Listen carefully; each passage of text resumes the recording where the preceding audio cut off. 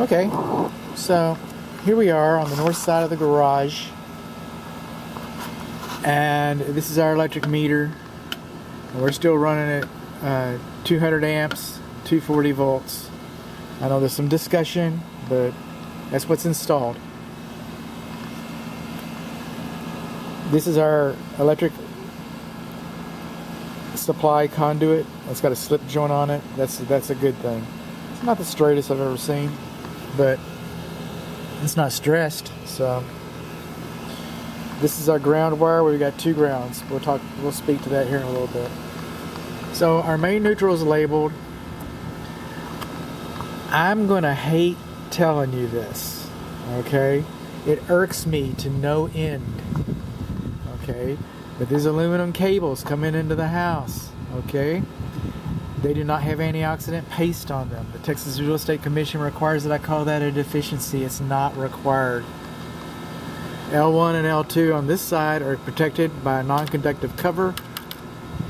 Eventually it's going to be in other locations, but for today that's fine. So this is all fine. Fine. Boxes are sealed, everything looks fine. Slip joint fine. Okay? We just don't have this antioxidant paste that I regret having to, that I don't like having to explain. Okay? I hate it. I hate having to explain that stuff. I hate it. So we're coming on in here. Again, this is the north side of the garage. This is the north interior. This is our second ground within 6 feet. And it's our bonding. It's our electric bonding. It's called a UFER. U-F-E-R. See that? U-F-E-R. That's our UFER right there. So we've got our second bonding. And so we're coming on in here, and we do not have that nasty aluminum paste, okay? We don't need that. Let's find some real problems. Issues, man. Let's find the issues. Okay, we got all this dust in here that should have been vacuumed out.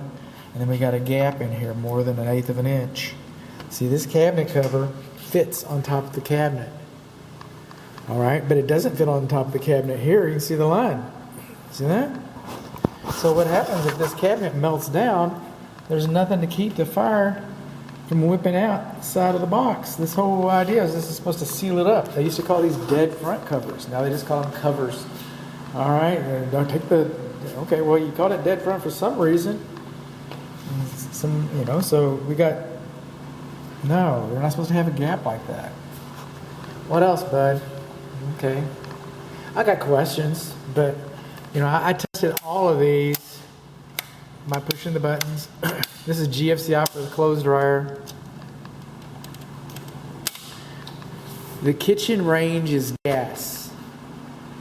The kitchen range is 120 volts. It's not 220.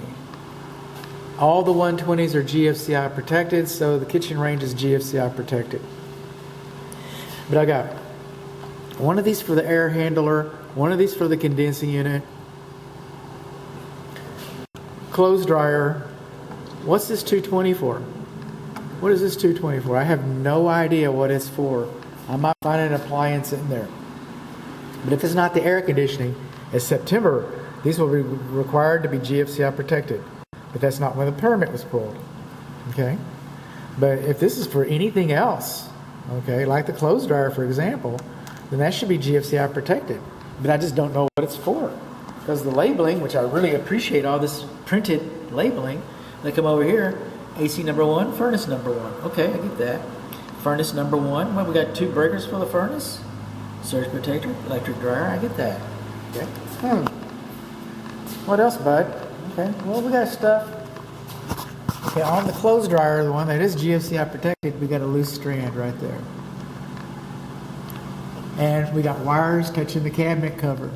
We're not supposed to do that. See these little bumpers right here? They install those on every cabinet. All day long, 24 hours a day, 365 days a year, thousands of them pumping off the line. Why do they put all that extra plastic in there? It must cost them a gazillion dollars. They do that because that is a visual reference about how far the cables are supposed to be pushed back behind there. So we learned about antioxidant paste, but we also learned that we have a breaker that we do not know what its purpose is for. We learned that we got wires touching the cabinet cover.